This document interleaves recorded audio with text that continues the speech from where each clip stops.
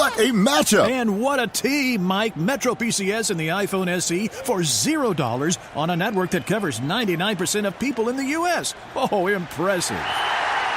Play with the best. Switch to Metro PCS on an unlimited LTE plan and get a 32-gig iPhone SE for $0. Metro PCS. Coverage not available in some areas, plus sales tax. Claim based on talk and text. Not valid for active numbers currently on the T-Mobile network or active on Metro PCS in the past 90 days. See store for details and terms and conditions.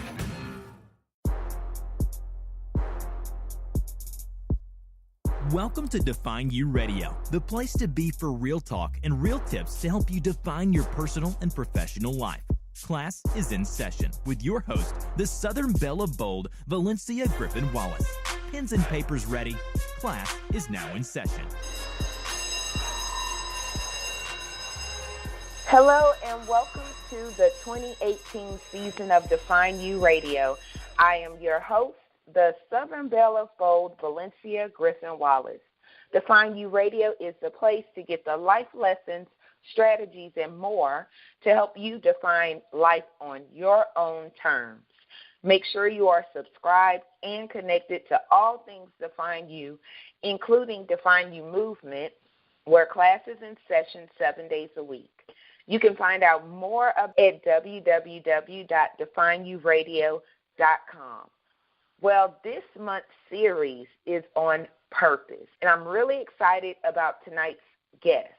So class is in session with Miss Lisa Danforth, and we're going to talk a little bit about business, balance, all the unapologetic things kings and queens who want to start businesses and you don't know how to make it all fit. So tonight we're going to try to put a few of those pieces together. We're going to give you some tips. So with that being said, let me tell you a little bit about Miss Lisa. She's a firm believer that business doesn't have to be so hard. She's a seasoned business strategist, and she helps established businesses scale while maintaining work-life balance. Hi, Miss Lisa. How are you doing today? I am wonderful. Thank you, Valencia. I'm super excited to be in class. Well, the one thing about the show that I love, because it's Define You Radio classes in session, and I tell people, get your pens and papers ready because life is a learning experience, and we should always be taking notes. We're constantly learning. So I started keeping a sticky pad in my car so that way I could pull over, just depending on where I'm at, I could jot like one word or two words down that'll make me remember it. Mm-hmm. Even with books, with business, everything, nothing will come to you at a convenient time. No. Yeah, put a sticky pad in your car. I love it. I love it. It adds to that balance, creating the balance of always having the time to write those things down. That's wonderful. So you are a business strategist. Tell us a little bit about what that is and what exactly do you do for those that don't know what a business strategist is and why they may need one. So what a business strategist is, it's really different for everyone, but what I bring to the table is I'm a 4-time, 27-year business owner. So I am a serial entrepreneur. So I bring so many different aspects to the table in that I know what it's like to grow a business. I know what it's like to want to be able to create this business that is going to sustain the lifestyle that I want to have, the freedom, the fulfillment, the joy, and all of that. But when the business gets up and running, it's like, oh, gosh, now what? We go into business, and that doesn't mean that we actually know how to run a business. It doesn't mean that we know how to, communicate properly, lead a team, to be able to delegate. And those are all the things that are really necessary in growing a business, because we can only grow so large as a one-person team, right?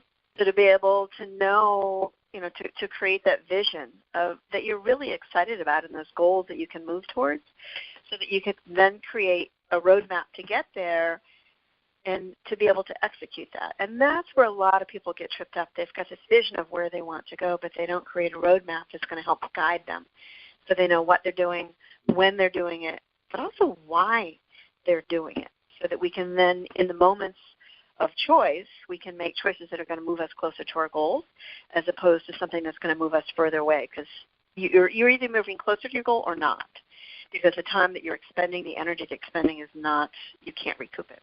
So what I bring to the table really is stepping back and looking at that big vision and how to map it out so that you can then start moving towards it in an efficient and an effective manner, all while enjoying the process, all while enjoying the ride, all while learning and excited about what life is presenting to you. And then my kind of secret sauce of what I bring to it is mindset, because we as business owners, and specifically women really, we have this certain, we can get in our own way in the growth and being able to do those things that we know that we need to do to grow the business to the success that we're looking to grow it at.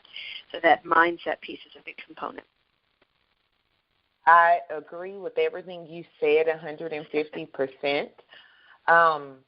And one of the things as a business owner that I had to learn is that it's easier to start a business than running a business. Mm-hmm. And with running it, you have to realize you're limiting your income if everything you do to make money, you have to put your hands on. It definitely has been a battle with me and getting in my own way. Yeah. And in all of that, I think, it's an interpretation. It's how our past kind of helps us interpret what it is that's in front of us. So if we are taught to only be a boss, then that's who we are, and we show up. I like to say that identity drives behavior. So if our identity is one thing, that's how we're going to be able to, that's how we show up. So if we truly believe that we're the only ones that can actually operate this business and make it run, then that is, whoever we hire is never going to be successful in the job that we've hired them to do, right? Yeah. So we need to be able to believe that we have the capability to communicate, to articulate, and to create a job that somebody else can step into, that they can be successful at, that they can be the entrepreneur of their career, of their life. And when we can equip our team and we can delegate in a way and communicate what our vision is for this business to be able to move forward, we're empowering our team to do what it takes to not only help our business along, which is why we hire them, but to also help them fulfill their mission in life as well. We need to know how to communicate to our team and to delegate to the people around us in a way that's inviting them to step into a larger space, to take some ownership, and to be innovative. And we need to be able to create a platform for people to step into a very safe space that they're going to experiment. They're going to say, hey, have you thought about this? Hey, I know you've been doing it this way, but let's try this way. My experience has been this works great. So to invite our team into a space that is very safe for them to try something new and fail. Because if we don't create an environment for our team to step forward and step into a bigger space, and I know a lot of people have an issue with that. If you knew the one thing I needed to do to grow my business effectively so I could achieve more work-life balance was to build a team. Like how do we do that? How do you build a team when, especially if you're somebody like me that like to have their hands in everything, but I know I'm limiting myself. Like, what advice would you give me to building a team? What is going to move the needle the greatest amount within your business? So bringing someone in, we often want to hire somebody because that's easy for them to come in and it's easy for them to do, right?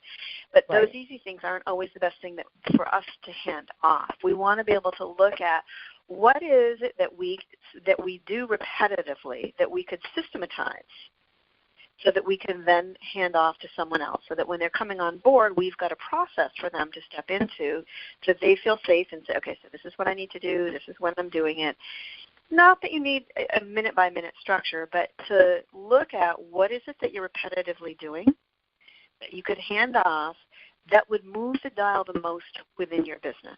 It's actually going to open up time for you in your day to start looking at the revenue-generating activities that's really going to move the dial. A simple one that I always recommend is, the first one really is bookkeeping. For some reason, people don't want to hand off their books, but they can hand off, to balance a checkbook and get everything. It's probably going to take them 2 or 3 hours a month. but they can hand it off for half an hour, 45 minutes for someone who does it. And if you are billed at, let's say, if you get a bill for $40 for an hour, but that frees up 2 to 3 hours of your time, what is the revenue-generating activity that you could be doing, right? So instead of investing your time into this $40, you're handing it off for $40, but you could be making $500. So to really look at what can you hand off, but when you hand it off, have a clear vision of what are you going to be doing with that time so that you can start expanding the business and getting it to the level that you want. And again, expanding doesn't mean getting it up to a multi-level business. It might be expanding it to the level that I could bring one more person on, and then I could actually drop down to 30 hours a week, and I could be delegating more. Hiring on a team and delegating is how we achieve more without doing more. And when we're able to do that, guess what happens? We create more balance within our lives. We can have that fulfillment, joy, and freedom. I'm guilty of this, and I know plenty of business men and women that's guilty of this. We're pushing 2:30, 3:30 mornings, doing the 80 hours a week. We're starting a business to, quote, unquote, have more time with our family, but we're actually taking time. Work-life balance is what it is that you want. It's not working 40 hours a week and the rest of the time, playing or whatever it is. Work-life balance is what you determine fulfills you. So for me and the work that I do, I am completely juiced in what I do. I love it. It feeds my soul. So I'm going to work more than other people. So to create that work-life balance, what we really need to start with is a very clear vision of where we want our business to go and to grow to. A vision that we're really excited about, and goals that we can then create that roadmap.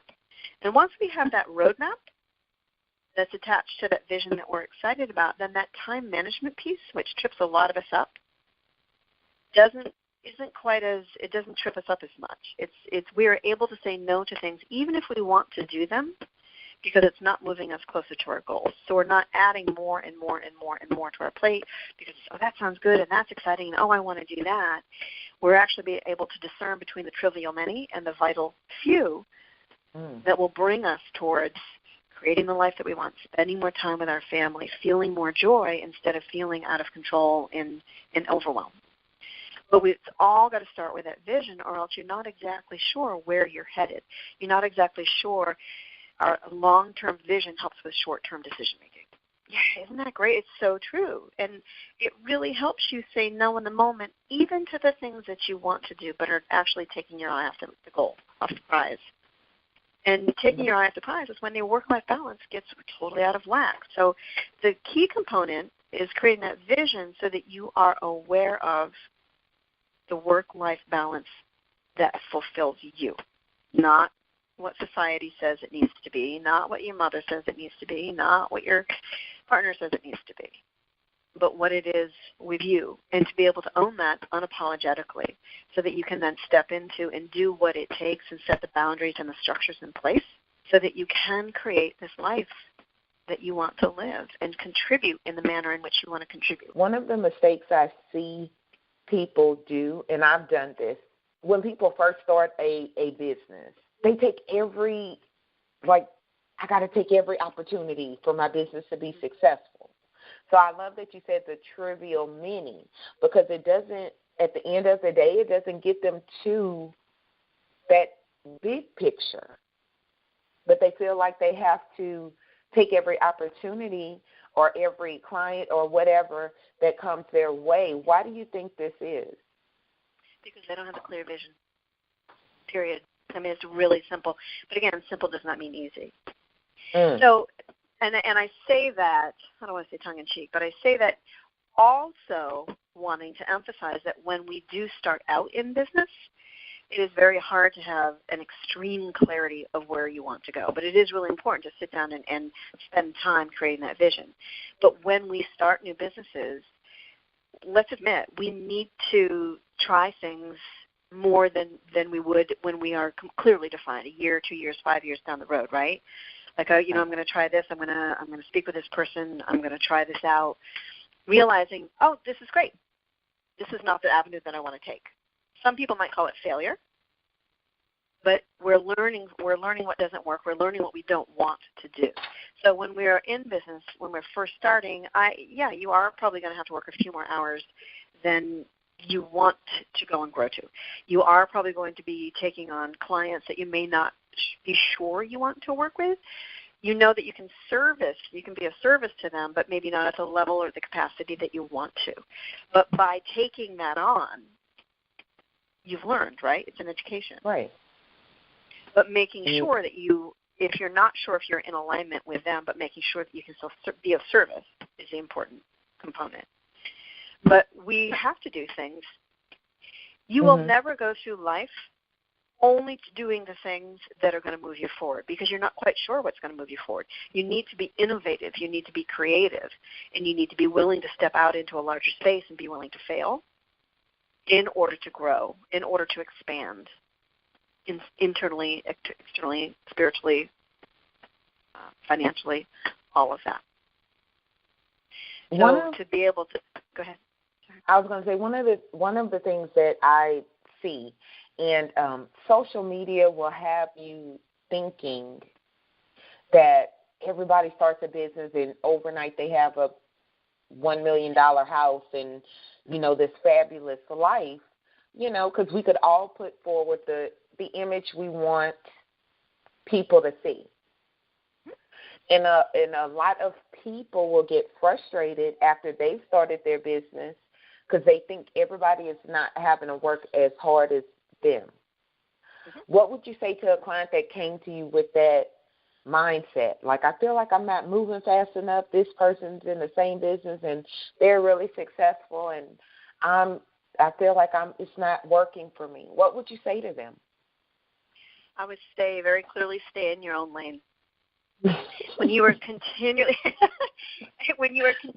looking into somebody else's lane, when you are continually taking your attention, your focus, your energy, all of it, and focusing on what others are doing, not what you are doing, and not staying in your lane, your focus, your energy, your efforts are watered down. Well, they're doing this, I'm going to try this, and these guys are successful, and I'm going to try this, and I'm going to try this. So that when you stay in your own lane and you look at, that looks like a really cool thing to do, but what I'm focusing on right now, where my vision is, where my goals are, what my roadmap is, where I'm executing within my business plan right now is this. So I'm going to take that idea, that thought, that really cool, webinar or whatever it might be, and put that on my goals list, and I can start looking at that. But if I am on my path, if I'm driving down the highway and I continually go off path, if I continually get out of my lane, I will probably, maybe, eventually reach my goal, my destination that I want to go to. But it's going to take me a lot longer to get there. Stay in your lane. What are you focusing on? That's why it is so important to have a vision that you are excited about, because you can always hold that up to continually steer your vision back to it. When that shiny object comes up and your self-judgment pops up and your jealousy, oh my God, they're making them twice the amount of money that I'm making. Well, you don't know all the details. Keep your eye on your prize, on your goal, in your lane, and continue moving forward. And then let's be honest. If they don't post the bank statement or the check, you really don't know, because I'll see people, post, oh, I made this today, or, I have this or whatever, and I'm like, no, number one. Right, and well, that's part of it, and the other part of it, I'm Southern. Some stuff you keep to yourself. You don't ever let anybody know how much money you have in your pocket. I don't know if that's a Southern thing, a life thing, or an age thing. But if I got $1 million book writing contract, no one's gonna know until I'm spending $1 million. And probably not even then. Like, you just, it's just crazy. Everybody's different, and you have to respect the lane you're in. Because I'll see people doing one thing one day, and it seems like they're rolling with this this idea or this business or this lane they're in, and then a month later, they're doing something completely opposite. And my feelings is I lose trust in you as a business person because you don't know what you're doing or how you're doing it, or you're switching lanes that's not even in the same race. Right. Do you see that a lot also, or is it just me? I see it a bunch in newer businesses. The ones that are really established, for the most part, what I find is that they've found their niche. They've gotten their goal. They know which lane is going to get them where they're going to, as long as they stay focused on their goal. If they start to water down their messaging, if they start to get confused on where it is that they're going, is when they're going to start bringing in, 2 or 3 or 4 different objectives and things to be working towards. But it is really important to identify who you are, what your mission is, and stay in that lane. And I just want to say that identity drives behavior. We live into who we believe we are, even if those beliefs aren't true. And we can see it really clearly in everyone else. It's hard to see in ourselves. And most people can think of at least one person in their life that are not living up to their true potential because of their belief within themselves. So it's really important to really look at who you identify as. And I always have my clients do a little project in writing down, I am someone who is dedicated. I am someone who is successful. I am someone who gets up in the morning. I am someone who is healthy. I am someone who contributes I'm someone who's disorganized. I'm someone who can never get out of my own way. I am someone who sleeps in. God, I can never do it. Then we live into those beliefs because we've already cut ourselves some slack of, well, I'm just, I can't stay focused. I have shiny object syndrome. I'm over here anyway. Instead of saying, no, this is what here's my vision and this is where I'm going to, so that we stay in our own lane. So if we believe that we are, I like to say Olympic athletes wake up every day behaving, acting, being an Olympic athlete. Their actions are moving them closer to their goal. They're not sitting around eating pizza, drinking beer, and watching TV 3 or 4 hours a day. They're getting up there exercising. They're motivated because of their identity, their belief within themselves. So we move towards that identity of who we are. So be very careful when you say after the words "I am." I'm sure you've seen that quote. I am 2 of the most powerful words you'll ever say, because what you say after them becomes your reality. It's the same thing. So that means I need to stop saying I'm not a morning person. Yeah, absolutely. I need to stop saying I am a person that gets up in the morning. Oh my God. Here's the thing. You may not be, but I have one client. She tried like hell to fit into that 9 to 5, really focused job. She has her own business, and she kept struggling. And it was, she couldn't get the things done that she wanted to. But then she realized the hours that were ideal for her were from 12 to 8.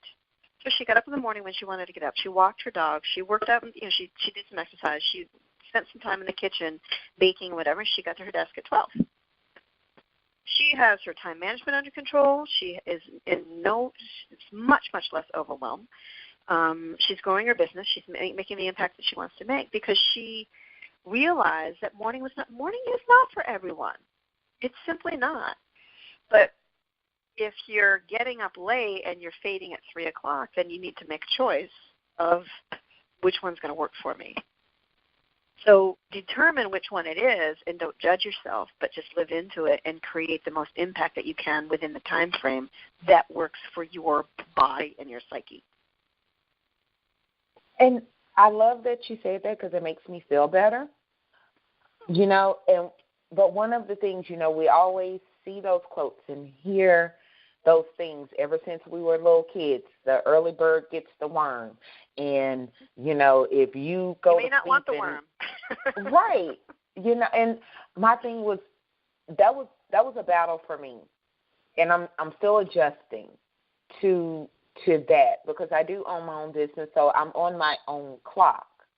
And trying to undo those messages of, if you get up early, it's so much better. You could get more stuff done. This is what rich, successful people do, get up at 5 a.m. And I'm like, no, that's just the way my brain is set up.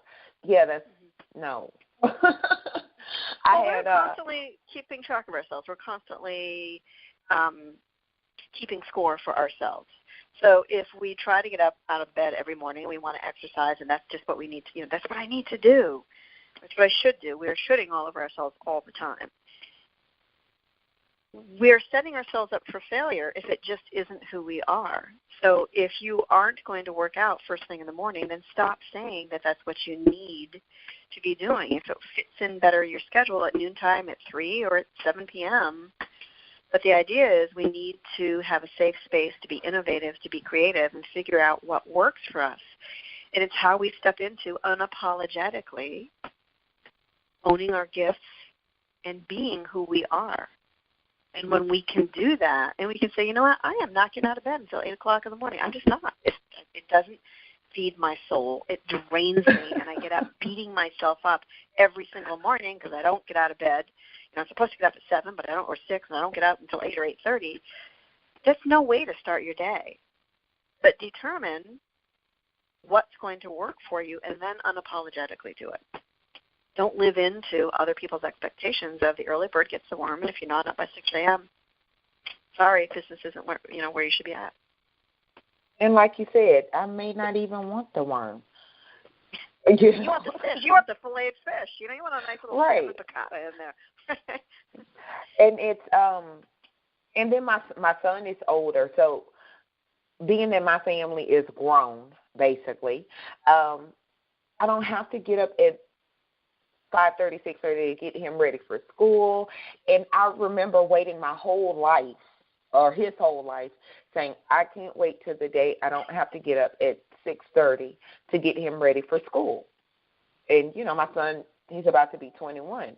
So, and then when that day came, I dealt with that whole, you're out of sync. You should be up doing something, So that is a definite mindset and mentality thing is, being able to enjoy those things. And I never forget, someone asked me one day, I got up at like 8 or 9 or something, and someone said, well, don't you have to get up at 6:30 or 7? Don't you have to get your kids ready for school? It was someone that really didn't know me. And I was like, I have one child, and he's old enough to get himself up. And I enjoy sleeping late, but I feel guilty about it as a business owner, even though I may not have nothing to do that morning. So that's a whole other thing. It is a whole other thing, and I laugh because for me, I am a morning person. I love getting up about 5:30, 6 o'clock in the morning. It is me. But boy, by 9 o'clock at night, I'm like, all my friends are going out, and I'm thinking I just want to go to bed, and there's guilt in that as well. I should be able to go out. It's my natural rhythm, and your natural rhythm is not getting up early, and there should be no guilt. And can you imagine if we all did the same thing all the time? Everybody gets up at 5:30, everybody eats by 7, everybody exercises. It wouldn't be very fun, would it? What makes life so wonderful and inviting is that it's different, it's creative, and we get to choose. And I'm sure that helps with time management. And I heard a quote somewhere, read it somewhere, that says, there's no such thing as managing time or time management. What are your feelings about time management, and how do we even begin to manage time? It's very true. We don't manage time because there's 24 hours in a day, and time is the great leveler.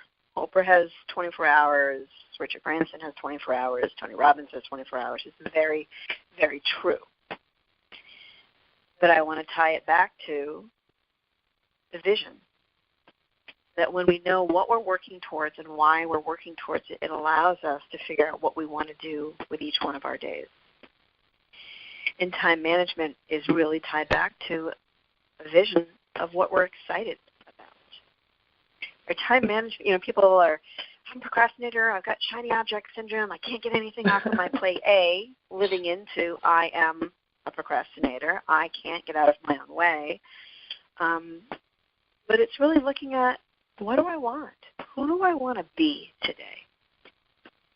Who is it that I want to be to grow into, and being that person today, and realizing that we are at choice, that we get to choose what we do with our day. And if we don't, sometimes we just need a nap. Sometimes we don't want to push ourselves. But aligning our choices, our short-term decision, our long-term vision helps us with our short-term decision. What is your long-term vision of who you want to be? Who is the woman that you want to grow into? Is what I'm going to choose in this moment moving me towards her or further away? And sometimes taking a nap is going to move you closer. Sometimes taking the day off and going out with a girlfriend and going shopping and going out to lunch and having a glass of wine is going to move you closer. You can't do it every day and, create a viable business, or it would be pretty darn hard. But having that long-term vision allows you to decide who you want to be in the moment and what are the choices that are going to move you closer without judgment. And that's the big key, unapologetically and without judgment. Many times I see people making choices because it's what they should do. They're shoulding into situations. It's very hard to motivate yourself when you're feeling like you really should do this. You should get up at 5:30, right, and work out. Right. It's really hard to get motivated that way. I love that. And it's managing, doing the things I want to do and still being able to live life. That's one of the things I went into 2018 with. So sad, so true, and it works. I literally had to schedule a day off for myself, which is Sunday. And I scheduled it, and my mind is trying to catch up with this, not doing anything business-related, because when you own your own business, it seems like you're always doing something related to business. And so I literally had to schedule myself a day off, and I'm working towards actually being true to that day. In times that I have, there's a guilt. But I love that, this whole should factor. And I really need to work on getting that out of my head, that whole what I should be doing or, so on and so forth. So I love that, and it'll help me feel better about my time, which will help me use it more effectively. And tell me, if you feel better, will you do better? Will you show up more fully? Yes. I shut down in the process of writing my book or in the process of any project. I will literally shut everything else down for, a day or two, whatever time I need. I'll let the people that know, because I've gotten text messages and inboxes when I disappear, quote unquote. So I let them know, hey, I'm shutting down for a couple of days to focus on one thing or to rest or whatever. And I feel so much better. I feel 150% ready to do stuff, to be better, to do more quality when I take whatever time I need off or to focus on just one thing and nothing else. So, but I'm working on that guilt factor, that should factor. So I wanted to ask you, why did you start a business in the first place? Because everybody's not a business person. That's a really good question for me, honestly. It sounds so ethereal, but it's just who I am. I mean, I've always wanted to work for myself. When I was in 8th grade, I knew I wanted to go to college for business, and I wanted to work for myself. So when I was in college, I had a professional cleaning company so I could work around my college schedule. And then I started, once I graduated and played around a little bit, then I started a children's wear company, had that for 8 years. So I had 56 home sewers. full-time production manager, and we shipped internationally. I, at one point, was like, okay, I'm done with that. Sold that, and started a catering company. Had that for 14 years and ran my coaching business for the last 2 years of the catering. So for me, it is just simply a way of life, and I'm very blessed or cursed that I find something that lights me up, and I think, oh, I want to do that. And I get to go down that pathway. I think where people get tripped up, where I see people get tripped up, is they go down and they open up a doorway. And it's funny because I just noticed something on your Facebook page. What was it? A new door cannot be opened until you have the courage to close one, right? Which is so true. So I open up a door and I go down it. Now, that doesn't mean that I have to go down it for the next 50 years. It means I may walk down and find a really cool door on the left that I'm going to go into. Because, we get to choose. So for me, I'm just working for myself. I get to choose how I show up. I get to choose all of it. And I can't even imagine, well, I can on occasion imagine working for somebody, because it would be kind of cool on occasion to show up, work, leave, and get a paycheck. Right. But it's not in alignment with, I would love that for about a month. And then all of a sudden I'd be like, wait a minute, what about this? And have you thought about this? And let's try this. And I get to explore all the things that I want to explore. And that for me is really cool. It doesn't fit everybody, though. And that's people look at me and they think, oh my God, you started so many businesses. It's amazing. And it's like, what everyone chooses to do is amazing, because we're always at choice. So it's just, for coaching, like I said at the beginning, I know what it's like to get a business up and running, and we can do it through sheer tenacity. In the beginning, we're excited. We've got the tenacity to get it up and moving. And then we get to that level within our business where we're like, oh, my gosh, now what do I do? I don't really know how to run a business. I don't know how to communicate. I don't know how to lead, and I don't know how to delegate. And now I'm spinning my wheels, working 80 hours a week, creating a business, which is the exact opposite of why I went into business, which was for freedom, fulfillment, flexibility, all of that. So what I bring to the table is helping people to grow and scale while maintaining control and leaving the overwhelm behind so that they can gain their life back and be more profitable. So each business that I've started is because I'm curious about it, and it's really cool. And for me now, I get to bring all of those experiences in supporting people in being authentically themselves and bringing their mission to the table in a way that is unapologetic, in a way that allows them to own their zone of genius. How cool is that? All because I was like, oh, that sounds neat. I would love to be able to support people. That's in alignment with who I am. It's very cool. I just want to say that. And I love that you did that. I love that you said, okay, this will be cool. Let me do this business. Or, that you just didn't have one business your whole business life, so to speak. And you started and you grew them.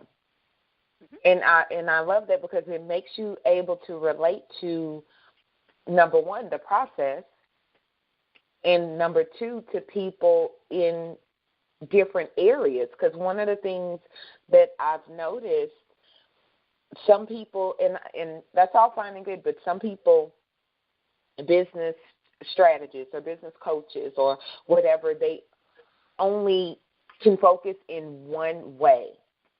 And a lot of times, some of them don't have that real world experience, or that, hey, I've started and I've grown this, and I've started and I've grown this. And for someone like me, I have two very different and distinct businesses. But at the end of the day, so the growth strategy would be different but the same. And I need someone that understands that okay, let's start, let's grow. You're in growth stage. This is what you need to do. And it could be very frustrating, but I love your gumbo of experience, so to speak. Gumbo. I love it. Yes, with growing business. Now, do you find that people get scared in that growth stage? On both sides of it, yes. I 100 and 1,000% yes. As you were talking, I was remembering that because I had catered for 14 years and I went out, I turned 50 in 2015. And a month or so before my birthday, I was like, I think I'm done. I don't really want to cater anymore. When I was at the height of my game, I had, making the most money, had the best team, had a great reputation. Like, I was no longer struggling to get, fill my calendar. And I was like, yeah, I think I'm done. And it was starting to take more than it gave me. So I was able to choose. The most difficult component of moving from catering to coaching was the people's expectations of me. I can't tell you how many people said to me, you can't do that. What are you thinking? We love your food. You're great at what you do. Oh, my God, why would you do that? So living into other people's expectations of me, it would have been very easy for me to stay doing what I was doing, A, because I was successful at it, and B, because I allowed it to define me. I am the caterer.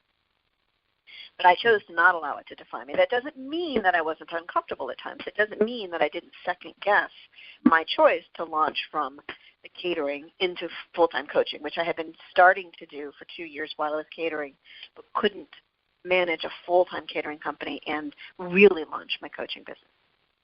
So it's very fearful for other people to look at what I do because they can't even imagine it.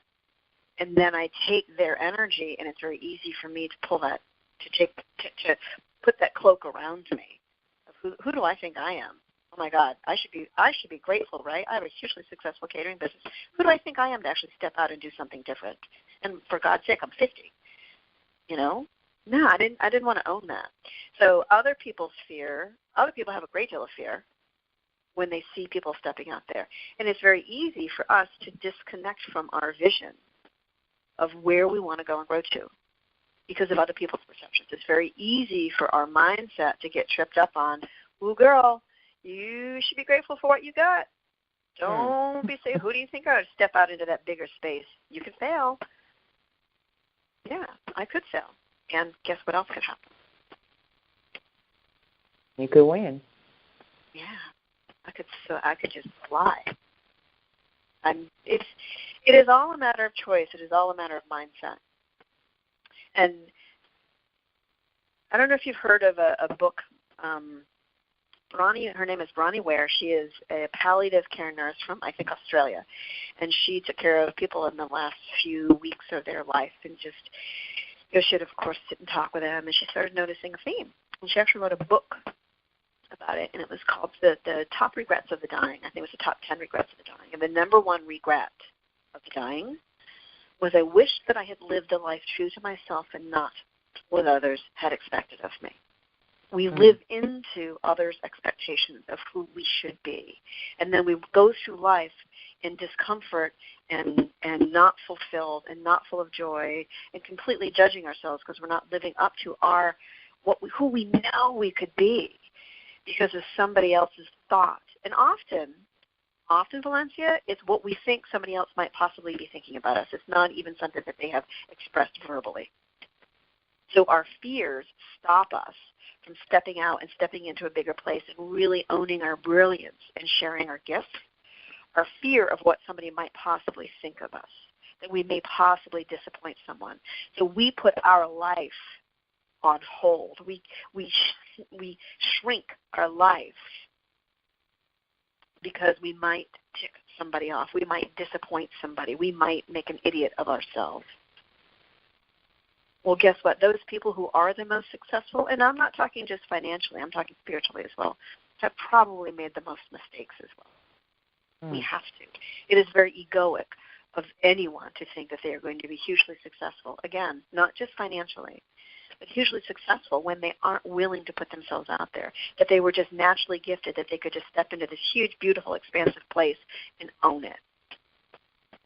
It's how we learn, is by trying something new and stepping into a bigger place. And it's like what I started talking about in the beginning. Like we as business owners, when we want to grow, and we really need, it's the only way that we can really multitask, right? It's the only way that we can exponentially grow whether it's our income or whatever it is to grow a team. But we need to be able to lead that team in a way and create a safe environment for people to be innovative, to be creative, so that they can feel successful and bring all of their gifts to the table as well, which is going to support us in getting out and creating more of our mission. That is 100%. Sorry, I could talk about this for hours, so I'm sorry. No, I love that, and I wrote down the book, and I'm gonna look that up, and that is 100% true. You were hitting home on so many points, because at the end of the day, I don't want, and nobody wants to be on their deathbed thinking about all of the things they didn't do because of other people. Because most of the time, the people you know, we worry about what they're going to think. When you're dying, they're not going to be there. Yeah. And I actually made a list, and I'll recommend this to anybody, and it encompasses, you know, business and the spiritual side of me and all the sides that is Valencia, including the action adventure side of Valencia. I made a list of 101 lifetime goals, things that I wanted to do, see, or accomplish in my lifetime. And of course, it's growing, so it's actually more than 101 now. But one of the things, and someone said, "Oh, you did a bucket list?" No, that's not no. There's no bucket here. You know, no, this is lifetime goals, things I'm going to do in my life, and having that list gets those things, those desires, those out of my head, even with business. And, you know, what do I want to achieve in business? What do I want my family to do? And it helps me. I say this to say it helps me with my business to make sure that my business fits into my life, not the other way around. Because I have these things to accomplish. So I got to make sure the businesses I have and run and grow, that it fits into me being able to accomplish those lifetime goals, not if I could accomplish my lifetime goals in between the business. See, I brought it full circle. It took a minute. But it was beautiful, and it's so true, and that's where we get tripped up is, I just want to say, statistics show we are 42% more likely to achieve our goals when we write them down. Just the simple fact of writing down our goals, getting them down on paper, making them real and looking at them. So the kudos to you. Like, woof, that's awesome. And B, take those lifetime goals and start plugging them into your plan, into your vision, so that you can then start creating the steps. And what happens is, within businesses, we get caught up in the day-to-day activities of our business. And we neglect to carve out time within our week to focus on our goals. Because we have to run a business, right? We can't operate 24/7 on just going towards our goals, because when we're creating a business, we have a business that we need to focus on. And if we don't focus on the day-to-day activities, that whirlwind within the business, then the business it'll kill the business. But if we don't carve out the time and specifically target those goals that we want to be achieving, those one or two goals, and putting time, chunks of time within our calendar to move towards them, then they don't happen either. They continually stay out there. So the trick is to create, and this is where the time management piece really comes in, is, okay, so what is it going to take to actually run my business, and where am I going to be putting the time in to be stretching beyond and achieving my goals? That's the important piece that we neglect to really observe, is when we don't grow, we're probably going to start shrinking at some point within our business. But if we don't focus on the business itself, then we can't create the goals that we want to create. So we're having holding both of those up and scheduling time for both of those, not scheduling time for 27 goals, because you can't fit it into the whirlwind of your day. And if people goals are like mine, they're going to require money. So I have to have make a plan. sure, Yeah. right? But one or two of them I was able to accomplish last year, and people think their lifetime goals have to be so focused or exotic or whatever, and one of my lifetime goals was to take a trip driving across America. And I'm in Louisiana, so I'm at the bottom. So me and my husband last year took time off. And I say that because that's a benefit to having a business. So I was able to make sure everything in my business was set to where we could take, I think, a week and a half, 2 weeks to accomplish this. It was quite an experience. I've driven to Louisiana. That is quite an experience. And it's funny when you live in the South, and we did this in April, and you're at the bottom, the weather is one way, and you're used to seeing certain things, and as you drive, it's some things you miss taking a plane.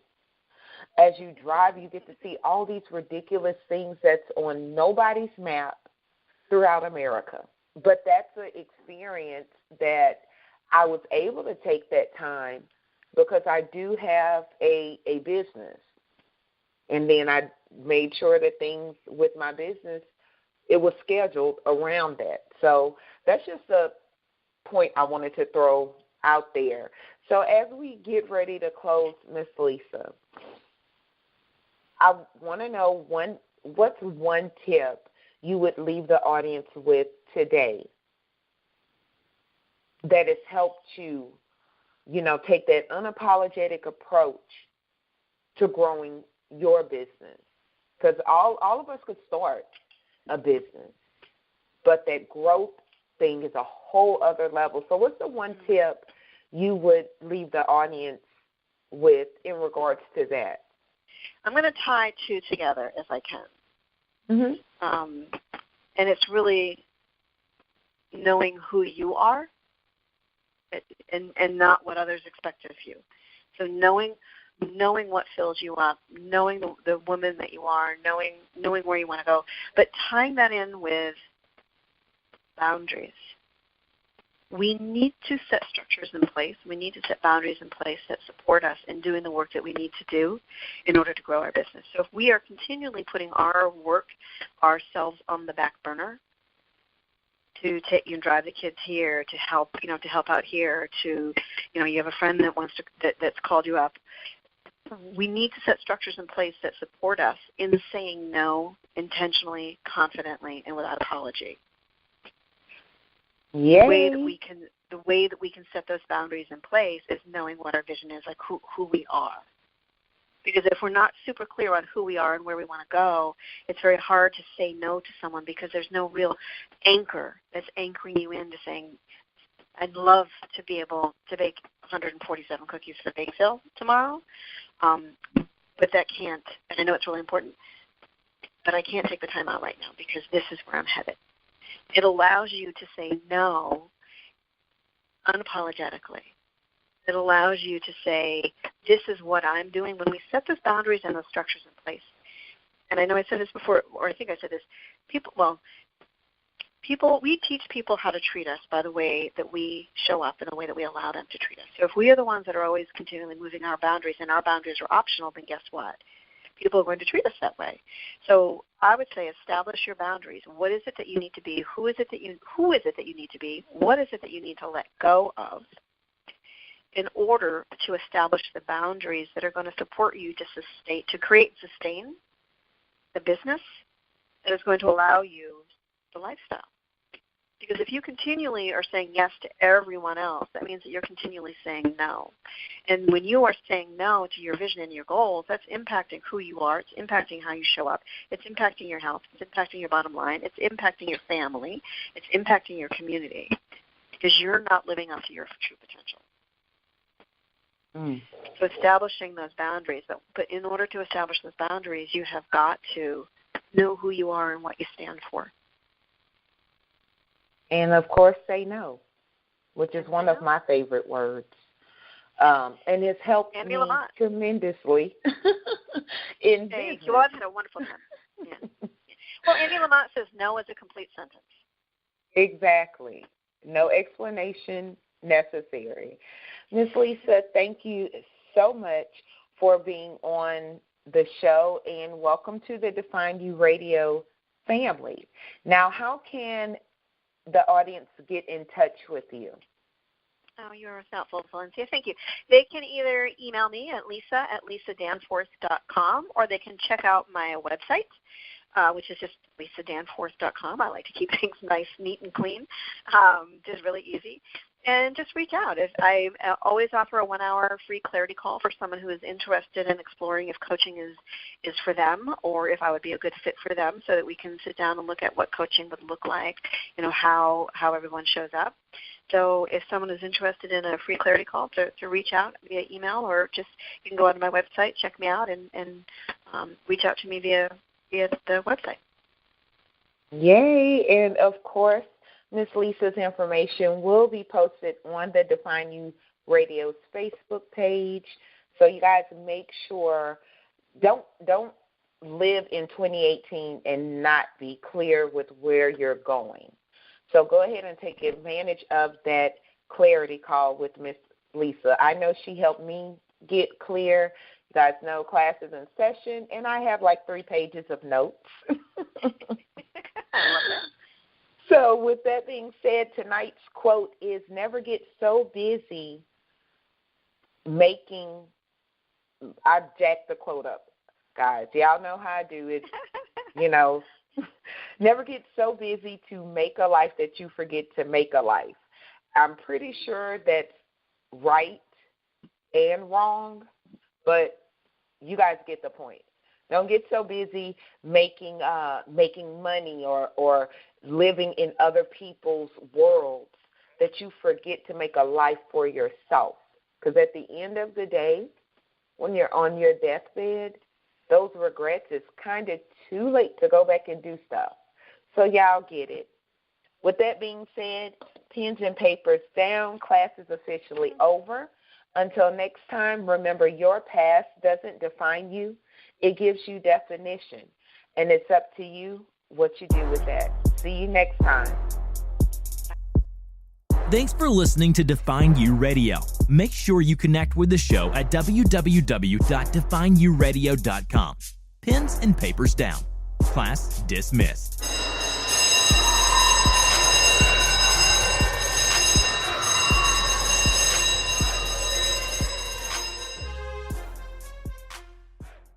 Progressive presents Get Pumped. Inspiration to help you do insurance stuff. Okay, time out. You're gonna let your budget be the boss of you? Take control with Progressive's Name Your Price tool. Tell us what you want to pay for car insurance, and we'll help you find options that fit your budget. Here's some music to get you pumped. Da-dong, da-dong, da-dong, da-dong, dang, dang. I hear your budget laughing at you. Oh, wait, that's just those kids laughing at me. Ignore them! Da-dong, da-dong, Progressive da-dong. Casualty Insurance Company and Affiliates. Price and coverage match limited by state law. What a matchup! And what a team, Mike. Metro PCS and the iPhone SE for $0 on a network that covers 99% of people in the U.S. Oh, impressive. Play with the best. Switch to Metro PCS and an unlimited LTE plan and get a 32-gig iPhone SE for $0. Metro PCS. Coverage not available in some areas, plus sales tax. Claim based on talk and text. Not valid for active numbers currently on the T-Mobile network or active on Metro PCS in the past 90 days. See store for details and terms and conditions.